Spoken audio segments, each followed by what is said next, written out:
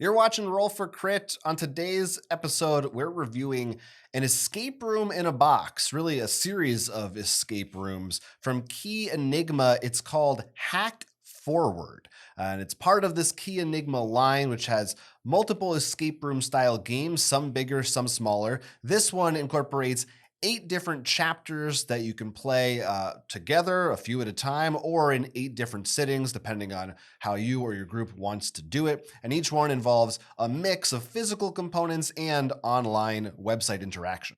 Each chapter is following a common storyline where you are dealing with a digital crisis, without saying too much, of course, and hopefully you and your friends will be able to stop it.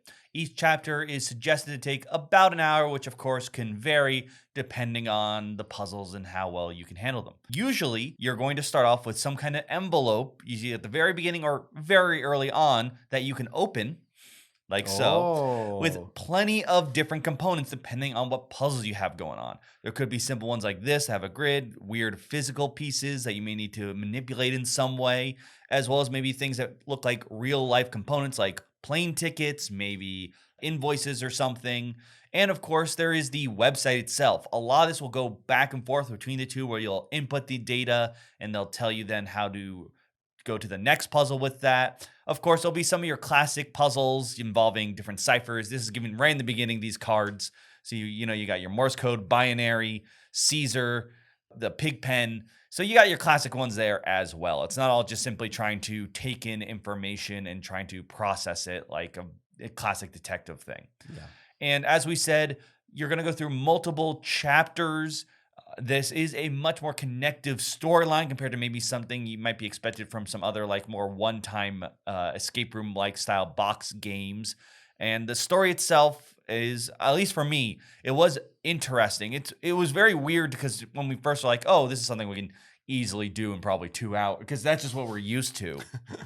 But Yeah. no, this like you could probably do some of these quicker. And in fact, some people do because there is actually a leaderboard you can put in. And we'll talk a little bit more about that later. But still, there are a lot of puzzles per chapter too. It's not like one puzzle and you're done with that chapter. Yeah, each chapter is, like we said, roughly an hour. Maybe some of them take in 90 minutes. Maybe some will even be like 30 or 45, depending on how attuned you are to what comes out. But an hour is roughly right. So yeah, you do get a lot of content in this box, and a lot of different kinds of puzzles. Like Right. I this mean, is this just is just a look here. smattering. And Yeah. these are not all from the same we chose a variety of things that we didn't think would spoil anything, but just to show like, yeah, sometimes you're just going to be dealing with something like this. Maybe you're going to have to put these on for some reason. Yeah. What's a die in there for? Yeah. And you're going to have to go online too to some sites some things we're definitely not expecting we'd have to go to. Yeah, this is one of those games where you can check out Google, you could use Wikipedia, Google Maps, other services that aren't Google as well. That we don't want to say because it Not definitely just I just don't want to advertise for Google right now, but yeah, it uses some real world knowledge and information, which is kind of cool. And there's this storyline. Also, part of it is that you are interacting with characters and you're like chatting with them as part of the game. So that is an interesting aspect that I think most escape room games, the story is pretty light. And this, I think, because of the digital aspect of it, it feels like they're trying to have more of an ongoing narrative to the point where I think you probably want to, for as long as this game is, it's probably better to play it within like a month or even less time because there's nothing too important, but you might forget some details from earlier chapters that could help you later on. I'm pretty sure there's actually a section later on where they ask you some questions, and if you answer wrong, they tell you the answer solely to remind you, like, this is what happened. Right. Yes. And I will say, by the way, as with many escape rooms, in case you're worried, when you talk, usually thanks to your friends that you're chatting with in this sort of fake AIM, yeah, that I'm dating myself there. They'll be like, if you need a hint, just type hint. So Right. you're Right. not you're not gonna get stonewalled that way. Yeah, yeah, plenty of hints if you get stuck on things. I think your mileage may vary. Some of these things we felt like differently about. I think in terms of the puzzle difficulty, and it just depends. I think on how familiar you are with It's escape look, that rooms. is always a hard thing to judge. Yeah, I yeah. feel I will say I think looking back, I do feel the puzzles not like significantly, but I do think there's a bit of a ramp up.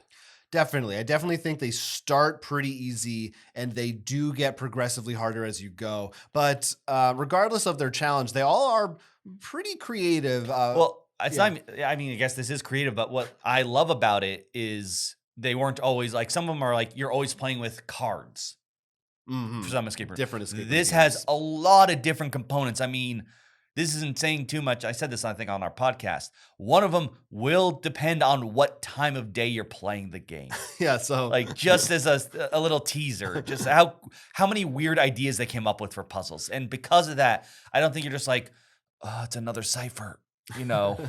and I'm impressed by too for, a relatively, I imagine this isn't like a huge big budget game.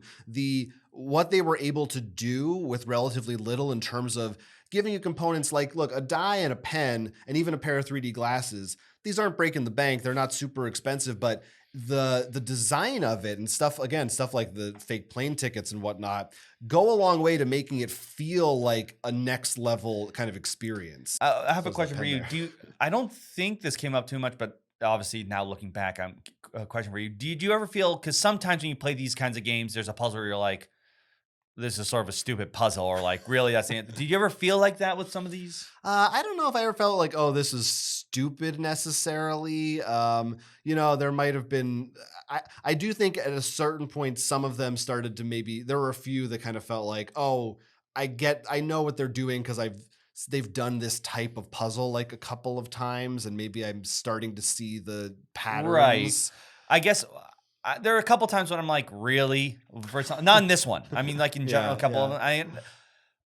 I don't feel like there's one at most I could think of that was, and it wasn't nearly as bad as I've seen other ones. So I feel like at least my point is I was pretty happy with most of the puzzles and how you are supposed to solve them. There wasn't anything you felt was like totally out of left field. Like, how was I ever supposed to figure that out? Right. Yeah.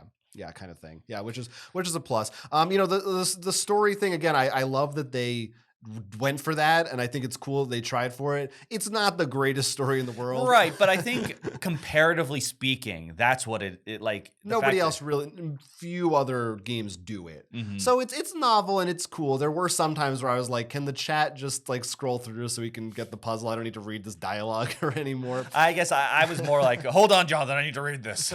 Yeah. So yeah, different strokes, I suppose. But for if you like escape room style games, I do think this provides a lot of cool different kinds of puzzles, and again, a lot of content for sure.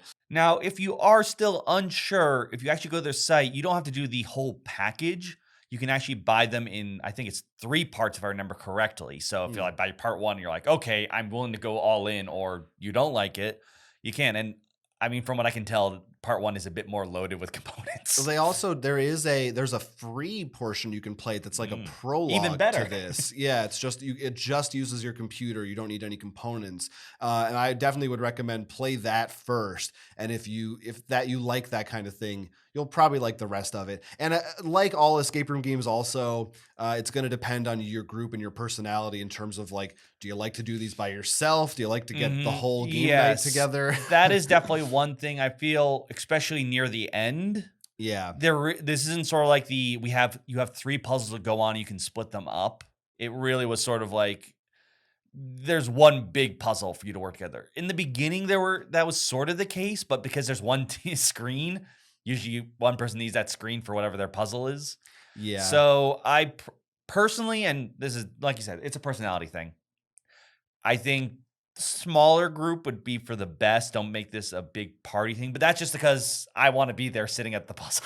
Yeah, that maybe is my biggest complaint about the whole thing is I did feel like I like when there's like 4 different things we can all look at and pass things around. And like you said, sometimes even with just the 2 of us, sometimes it felt like it's really like either someone's just gonna be looking over the other person's shoulder. Like it's kind of hard, or we're both You- doing it at the same Right, time. and you sort racing. of yeah, well, not even racing. It's just that you have to do the extra. Like one puzzle had a certain rule set going on about this stuff, and it's on the computer. So I had to take a photo with my phone, my own piece of paper to draw the things out and stuff. So we were technically working together, but it wasn't that. It was less collaborative and more like I had to make my own components, which it was still a fun puzzle. But it's just one of those things you're gonna have to deal with, and if So it's actually something you have to worry about. If someone's that alpha gamer who will just take everything and just then solve it before, and you're just like, okay. I mean, for me, I say I love doing these alone. I think if you're a solo gamer, then you might have the best time of all with this. Is my opinion. Right. Well, especially also, we alluded to it, but there is a scoring board because while you're playing, you're timed for each chapter. And when you finish it, you can see how well you do with other people.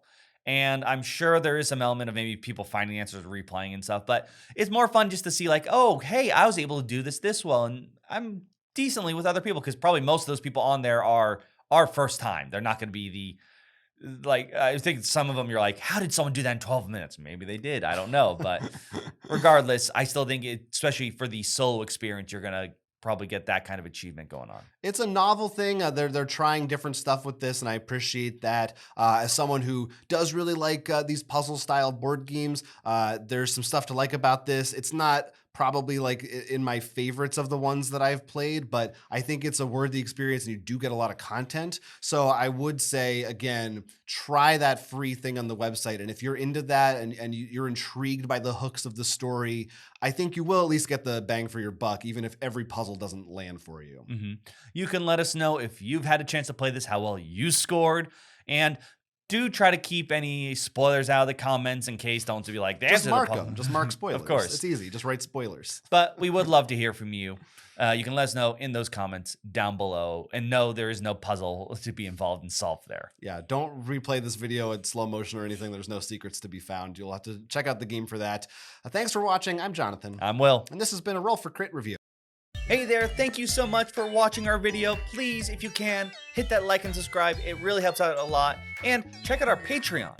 There we have a lot of cool stuff, including a Discord and a second part to our podcast. If you just want to hear the free one, don't worry. You can check out our board game podcast, which releases weekly, in the links down below.